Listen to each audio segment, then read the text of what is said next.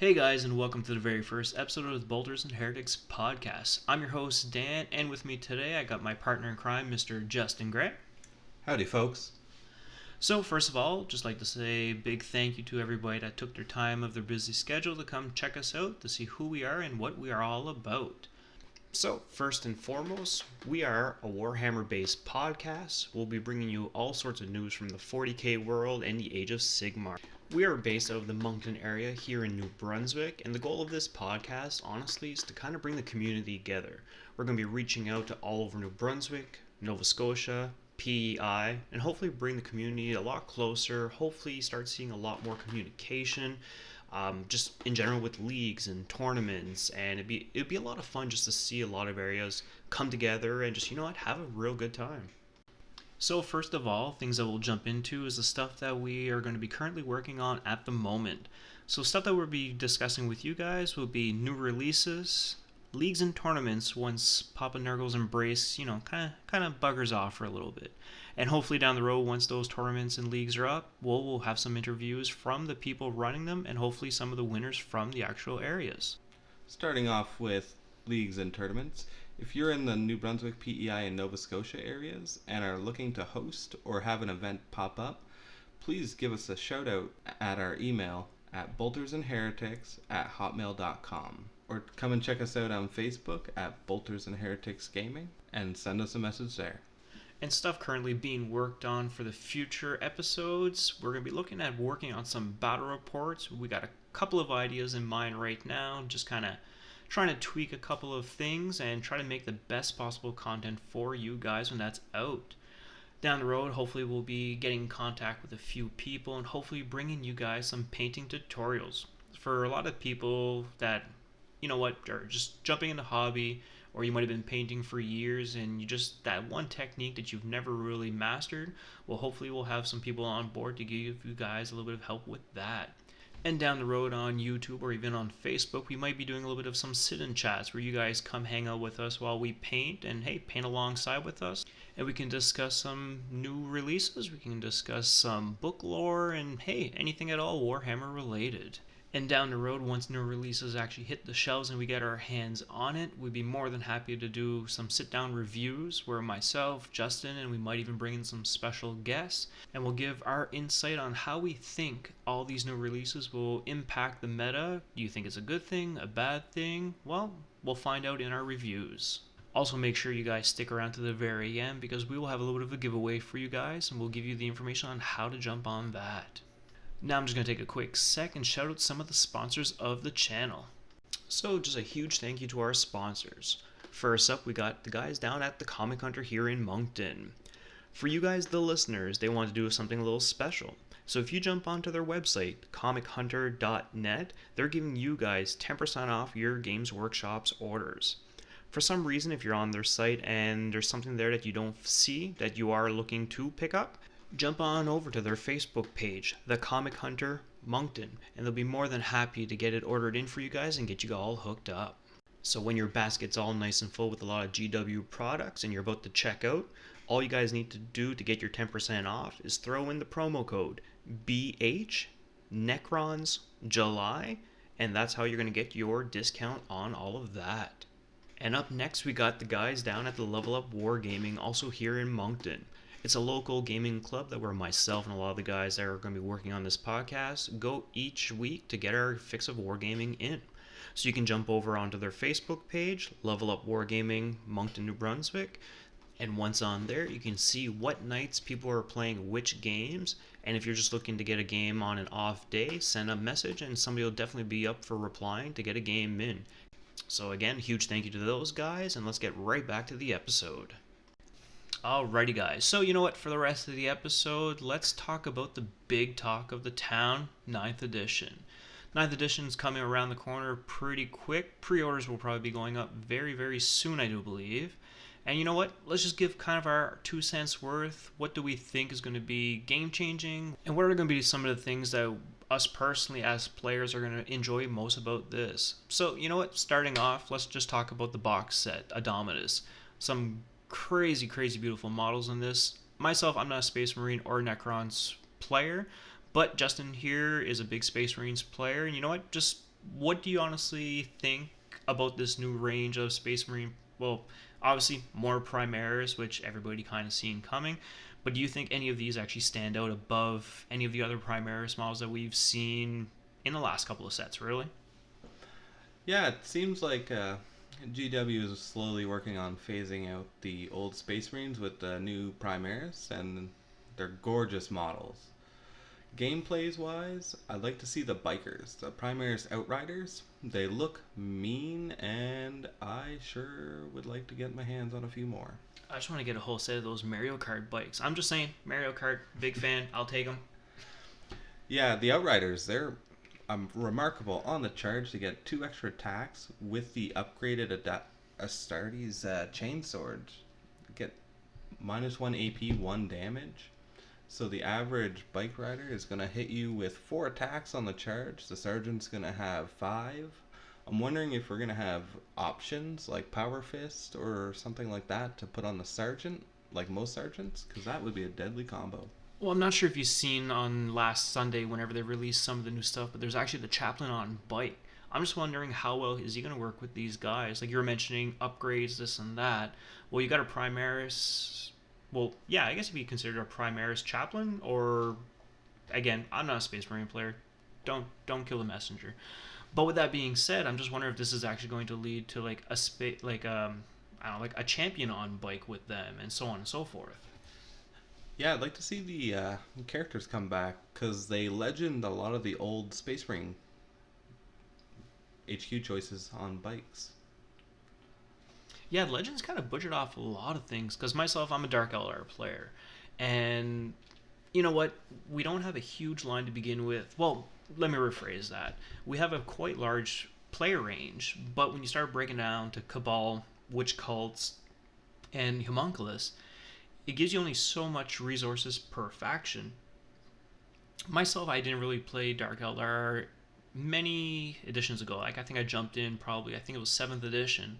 So at that time, a lot of the name characters were already taken out. And then you had units like Trueborn that were taken out, which was kind of like our meat and potatoes. Like I used to take 5-man units, throw 5 heavy weapons on them, and just go to town.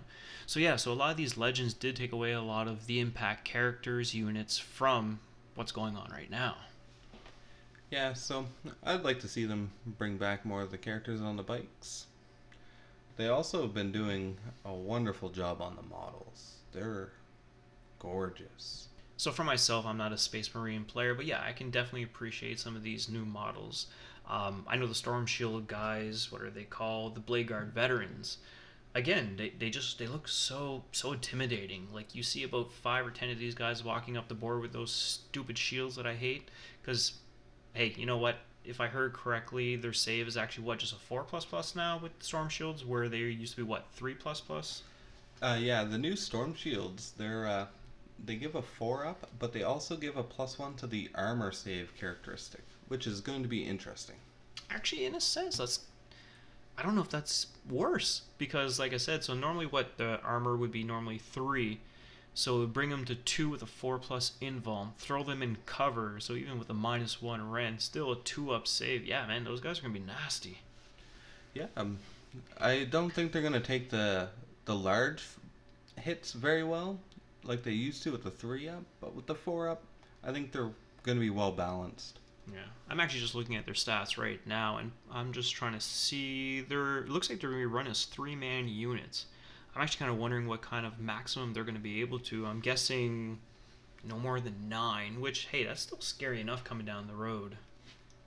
Oh yeah, I feel a lot of people are gonna be putting them in the repulsor transports to get them across the board faster with a character. At least White Scars. But isn't there a new rule? Like, I'm just trying to think, maybe I might have misread this, but apparently you're only allowed to have X amount of transports now. Is it depending on the amount of troop choice you have, or can it literally be for every unit choice you have? Nope, it's locked to your troop choice. So if you have 5 troop choice, you can have 5 dedicated transports. If you have 3, you can only have 3. But okay, so in the end, as long as there's still a space inside, so you can have like a 5-man unit, but if the capacity is 10, you can still do that 5-man unit, couple characters. Okay, no, still definitely makes sense. Because I know a lot of people used to do just spam, like Rhino spam, for example, but yet nobody inside, make a couple barricades and just block a lot of people off from it. Yeah, that was also pretty prevalent in the beginning of 8th edition when people were using the Gilliman and Razorback spam with the bolters. Oh, I remember that. For myself, I've always been like, I love the aesthetics and the look of Necrons all the time, and some of these new models are looking gorgeous. I have never really played them much myself, nor have I actually really played against many of them. But again, looking just the basic Necron warrior stats, like the Gauss Flare, 24-inch range, you know what? It's pretty standard on a lot of guys now. But Rapid Fire 1, Strength 4, -1 AP. I'm noticing a lot of basic weapons that they've been previewing are giving all these extra ones. Because again, on the Marine Assault guys, when you got these guys running up with chain swords and well, I think they're heavy bolt pistols now, but generic stuff that you've seen thousands of times, but now with the -1 AP, I mean that's a big game changer. Like I play many armies. One of them being my world leaders. Love my world leaders. You run 50 berserkers up the table, you have fun. But the one thing that we lacked was the AP. Well, not necessarily. You can throw a chain axe on them. It's going to cost you an extra point to get that -1. But now looking at these guys, like this is stuff that's coming in stock. I'm just wondering if this is something that we're going to start seeing a little bit more common on other models. Are you going to start seeing a little bit more AP? Because I know the big thing about 9th edition, they kept saying that they wanted to speed it up a bit. A lot of people are actually saying that, hey, close combat's making a huge comeback. With, again, my world leaders, I'm going to love to see that. But with that being said, with all this extra -AP on stuff, which at the end of the day, yeah, it will definitely speed stuff up because things are going to start dying that much faster because everybody's stock from Space Marines has a 3-up armor. Then your basic weapons, you're bringing them almost to 4 almost every time. So that's giving you that extra little oomph whenever you throw in 20 extra shots, where before you're lucky if you kill 2-3 guys. Well, this could equal to be, hey, maybe 5 or 6 guys. Yeah, the extra AP on guns seems like they're really looking at taking models off the board faster. But the interesting thing I like to see about the Necrons was the reroll of 1 on the reanimation protocol. It's looking like Necrons are gonna get a little bit harder to clear off the table. One thing I've been noticing, I've been trying to check out anybody has been throwing some 9th edition bad reps. I think Mini Wargaming had a couple, Frontline Gaming's had a couple.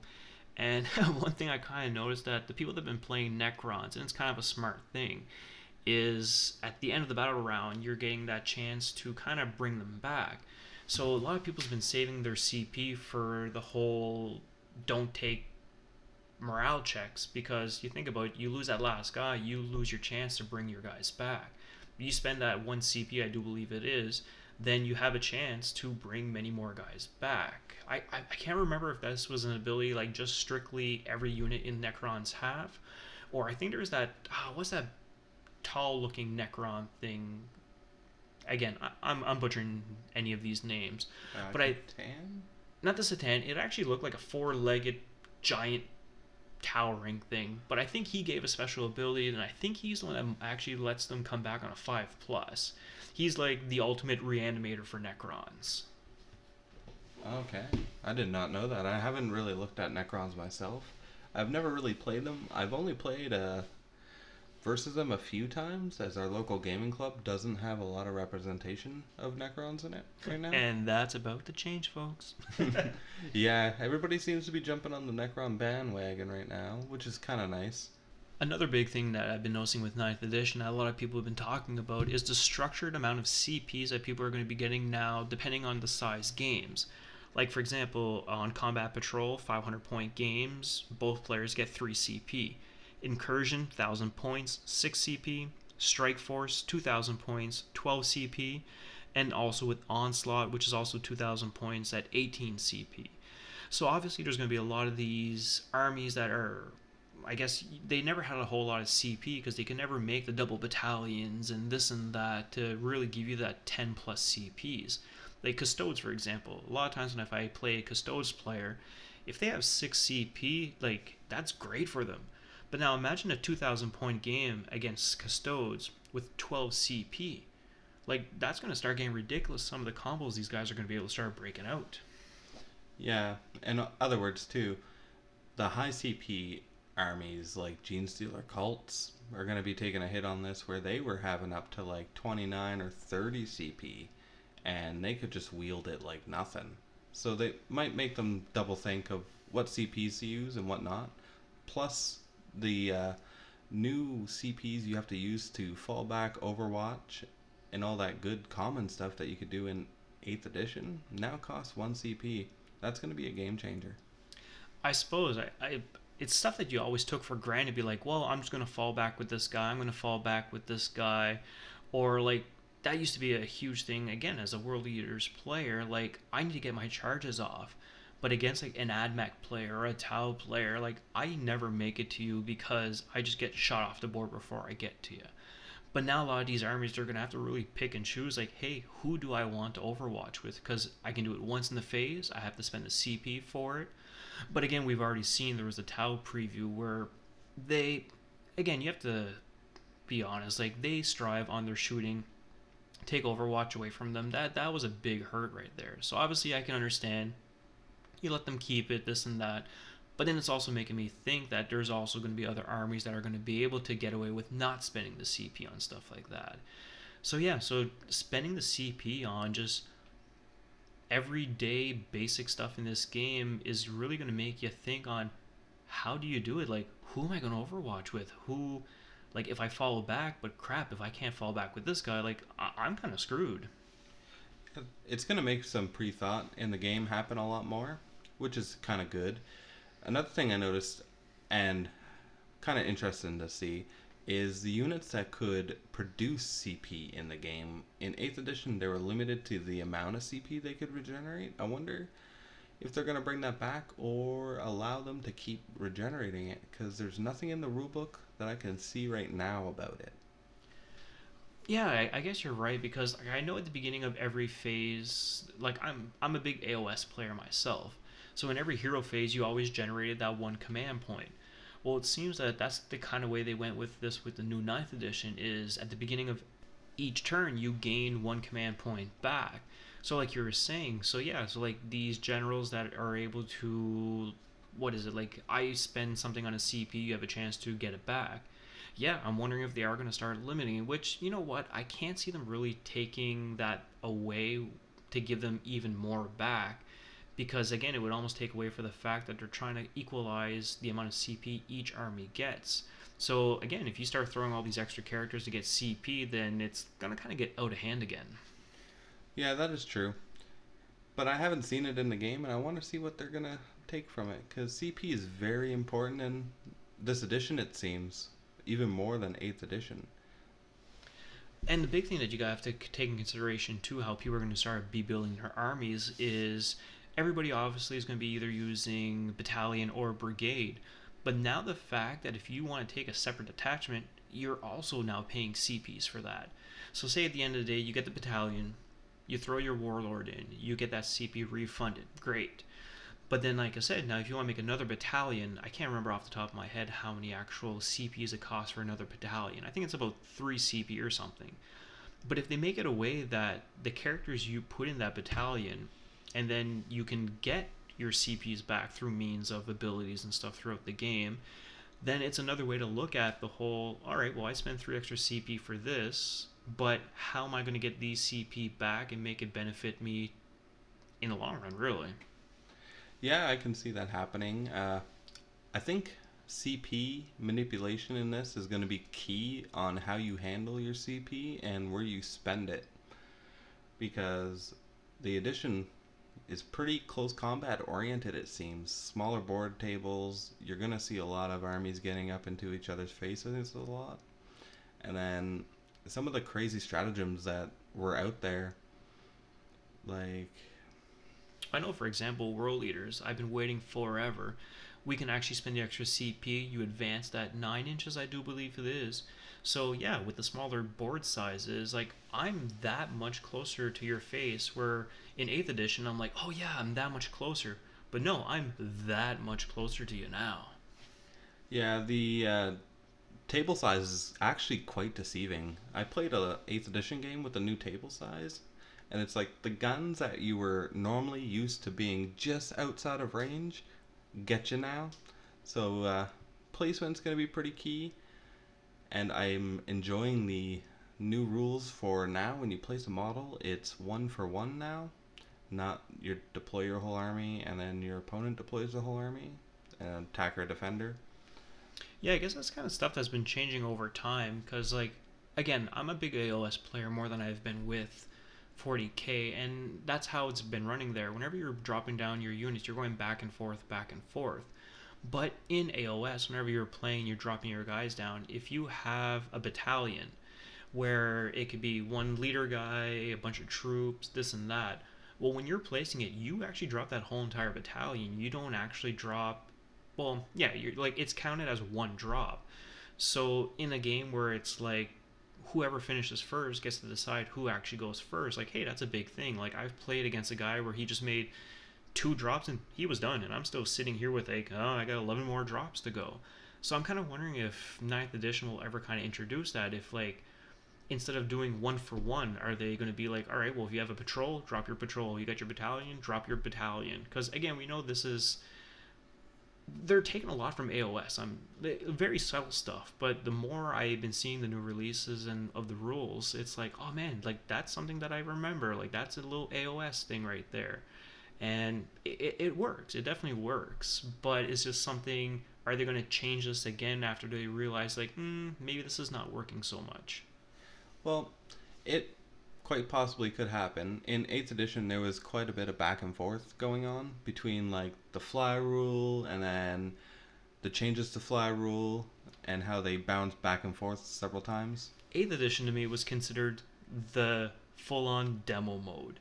It was essentially they didn't know where to go from 7th edition, and I think 8th edition was just a big beta run, and then 9th edition was like, all right, this is where we want to go. Yep, I agree. I'm looking through the rules. The rules seem pretty wordy, but they're pretty solid on how they got everything down pat. Like in 9th edition, some of the words are the rules are full paragraphs, which is kind of nice. Makes it kind of clean cut. You know exactly what you're doing. No guessing on what you need to do. And you know what? That's kind of good at the end of the day, because I remember back in 7th edition, there's nothing worse than a generic game that should have lasted you 3 hours, lasts you 5 hours, because you spent 2 of those hours arguing over the stupidest of rule because of how it's worded. And that's the thing, you almost have to go into so much detail about certain rules. It can be the simplest of rules, but if it's only a one-line rule, somebody's going to pick that apart and be like, well, this word actually means this because in my mind, this is how it goes. And of course, you're going to be like, well, no, like if you're a normal person, which, you know what, you're going to read it one way, but everybody else is going to have a different opinion on what that rule means. So it could be the very simplest of rules, but like you said, if it's like a paragraph long, well, you know what? In that paragraph, it's going to break down exactly what that rule means. And I find in today's age, you kind of need that because everybody's always looking for that little backdoor. How do I break this rule? How do I abuse it? Like, how can I use this to my advantage? Where instead it could be like, no, this rule is made for this. You play it that way, and that's it. It's the rules. Yeah, that's quite true in my opinion, because with people trying to break all the rules, kind of hurts the game in itself. But there's a slight rules that I find in 9th edition that kind of make a little sense to no sense. Like, if you take a peek at the Overwatch, there's no other reference in Overwatch or in the 9th edition rules about assaulting flyers. And only in the heroic intervention part of the 9th edition rules, it makes a slight reference to characters or somebody with the fly rule being able to heroic intervention into an aircraft, and that is the only time that you can actually charge in from what I'm seeing. Or if you're using like 3 Helldrakes like myself, I just smash into you and let you see you burn to the ground. Yes, but I'm not sure if Helldrakes are going to count as aircraft this edition. From my understanding, they kind of released a list of what was going to be considered to fly this and that. Helldrakes were on it. I think there was like a Tyranids model that wasn't on it, but I have a feeling that when the book actually comes out, they're probably going to refine and be like, all right, you know what, we kind of made a mistake. This is going to be considered flying because you're a giant flying ship with dragon mouth. You're in the air. You know what? You're flying. You're going to take a bite out of that wing. They're going to crash and burn. I'm sorry, you're a flyer. Yeah, I'm really hoping they actually add the change in where flyers can assault aircraft, because it would be kind of weird to only have it in the heroic intervention part, but no other reference into the rules. I'm sure it's stuff that's being worked on, and I know a lot of these rules are trying to make it as, how would I say, like as realistic as possible, as realistic for the 40th millennium. Pretty But clear like cut. exactly, like I said, you got two planes flying. Like unless you're gonna kamikaze each other, yeah, it's gonna be hard to get into close combat with them. Or if like you have a smash captain with a jump pack, yeah, you can definitely make your way to it. But at the end of the day, it's like you have 20 orc boys standing on the ground. What are you gonna do? You're gonna be able to throw stuff at it. You throw a DACA gun into the engine and hopefully you see it crash and burn. So I kind of understand where they're going with this. They want to try and make it realistic. Like in the real world, how is this going to work? And they're trying to accommodate that in their rules. Oh yeah, most certainly. It's kind of playing to the narrative of the game, where how often are you going to see a guy fly up in a jetpack with a thunderhammer and slap a plane out of the sky? As badass as that looks, I want to see it every day. Yeah, it just kind of reminds me of the old Space Marine game. Uh, but then you think about it, and I find like Flyer has always been one of those iffy topics because it's honestly I think it was probably one of the biggest things that they changed so much in 8th edition. Like Flyers were great, then they sucked. Then they were great, then you had Eldar. Then you ran 9 of them, then they had to do the rule of 3, and then.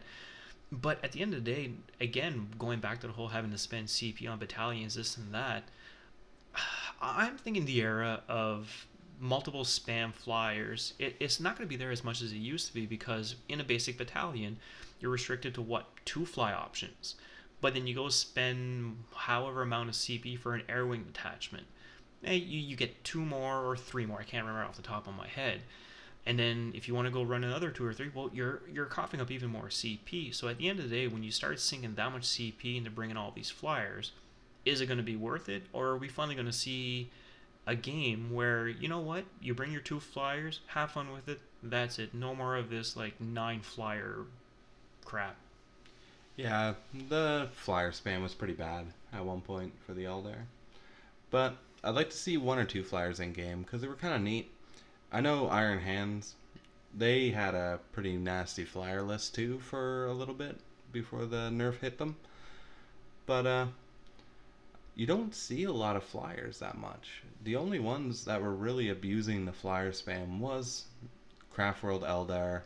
Altark really was the worst one. Yeah, and because you would again see some Dark Eldar flyers in it, and that's how they would maximize their 3. You would have whether the Crimsark Hunters, then you would have like 3 Razor Wings, 3 of this, and again that's abusing the rule of 3, which makes sense, but yeah, it's just 9 flyers, yeah, not fun. Yeah, there was quite a few Chaos players abusing that with the Demon Princes too. The rule of 3 where you could have 3 Nurgle Demon Princes and then 3... But that's always been a topic, so like there's your argument, like with the rule of 3, it's 3 Demon Princes, yes, but like again, I'm a big Chaos player, but like the big thing that people were trying to discuss is like, all right, well, rule of 3, I got 3 undivided Demon Princes, I got 3 Nurgle Demon Princes. Like, they're technically not the same model, but you know what? I get what they're saying. It's still a Demon Prince, it's a different mark, and this and that, but yeah. Yeah, they were doing it by data sheets at the time, so you could possibly do it.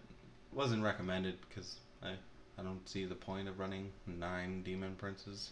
Because you see so many bodies hit the floor. I don't know. I had a couple 5-man Intercessors team with a Thunderhammer knock out some Demon Princes a couple of times. Corn cares not for where the blood flows. Yeah. Oh, the great times in the club. Yeah. But you know what? Let's call it quits here for today. This is a little bit of our thoughts on it, and we're hoping with the weeks to come, we're going to start breaking down as much of the new rules as possible. Like, we want to take our time and, really dive into the charge phase, really dive into the psychic phase, like, really break it down and see, like, you know what, which armies are really going to benefit from these, which ones are going to make them worse, which I can't really see them making it worse. Like, it's going to be definitely better, I'm guessing. But at the end of the day, we're almost have to wait for each of the codecs to come out to see how they're really going to run in this. Yeah, it's going to be interesting with 9th edition. I'd like to see GW really take their time on the rules and make sure the power creep stays in check in this edition. All right, so you know what? It's the end of the episode. I mentioned earlier that we have a little bit of a giveaway. So yeah, so essentially the easiest way to do this is, first of all, you know what, let's shout out the platforms that we're going to be on. So obviously you come to check us out here, so you know where to find us on YouTube. So please hit the like button, please hit that subscribe button, leave a comment, let us know how we're doing. We're noobs, it's going to take us a while, we're going to screw up many times before we can get good at this. But if you get a chance, jump over to Facebook and Instagram. You can find us at boltersandhereticsgaming. Again, give us a like, follow us there, because a lot of the promos that we'll be doing, a lot of the information, like we'll be throwing up some painting guides and just kind of stuff that we're working on there. Again, and if you, for any reason, you need to get a hold of us, like I said, as time goes on, leagues start up and tournaments start up, send us all that information again at our email, which was at boltersandheretics@hotmail.com. We'd be more than happy to shout it out, keep people up in the loop with what's happening in their areas, because I'm sure there's many people out there that really want to get back in the game, but they just don't know where to go, where to play. Also, if you shout out to where your tournaments are happening, I would like to show up there. I like to do tournaments, so let us know. Maybe we'll pop in. Yeah, no, we're definitely up and willing to really see the community kind of grow. And at the end of the day, that's what this podcast is about. I really want to bring the community together, really get people knowing, like, I want to start seeing Moncton versus Fredericton tournaments, or, hey, you know what, Halifax is having a tournament. Let's get some of the Brunswickers up there. Let's get some of the PEI players out there. You know what, just have a good time. Grow the community. Exactly. So, for that big giveaway, so the amazing people at Comic Hunter has actually bestowed upon us a very, very, very pretty AdMech Start Collecting box. So the way this is going to work, we're going to take a picture of this, we're going to post it up on Facebook and Instagram. All you have to do is make sure that you follow us, you like the page, and just leave a quick little comment on it. And at the end of the month, what we're going to do is we're going to take everybody from both sites. So, hey, you know what? If you go check out Facebook and you go check out Instagram, that's 2 chances for you to get this giveaway. At the end of the month, we're going to go on. We're going to take name generator. We're going to take one person from each of those, put them head-to-head, and we will announce the winner at the last episode of the month. So thank you very much for checking us out. I'm Dan. And this is Justin. And have a good night, everybody.